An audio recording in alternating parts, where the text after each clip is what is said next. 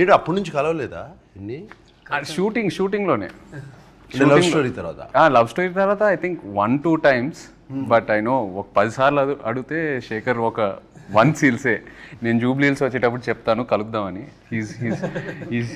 Is very shy I know, but also Rajamouli గారు కరెక్ట్గా పట్టుకున్నారు శేఖర్. మొన్న ప్రీ రిలీజ్ ఈవెంట్ చూస్తూ ఉంటే ఆయన మీ గురించి భలే చెప్పారు ఒక సింగిల్ లైన్లో. I think Shekhar Kamla comes across very shy, but he's very adamant when it comes to his filmmaking or what he wants. Chala perfect ga capture chesaru. And very softly adamant. Yeah.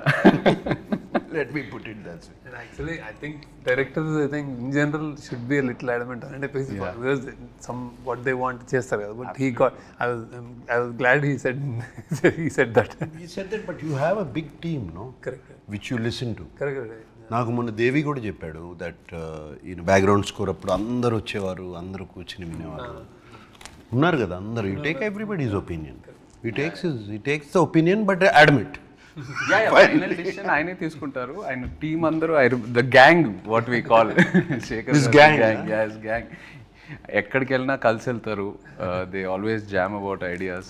నేను కొన్నిసార్లు శేఖర్ గారిని convince చేయలేకపోయి నేను వెళ్ళి attack చేస్తాను. సూర్యనో చైతన్యనో అజయ్కో మెల్లగా చెప్తాను.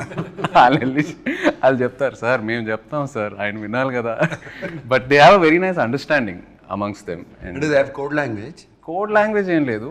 ఒక cinema గురించి ఒక చిన్న లైన్ అందరికి ఒక సింక్లో ఉంటారు. ఒక సాలిడ్ సింక్లో ఉంటారు. అంటే only I think after that only ఆ సింక్ వచ్చిన తర్వాతే you start the film probably about the characters everything.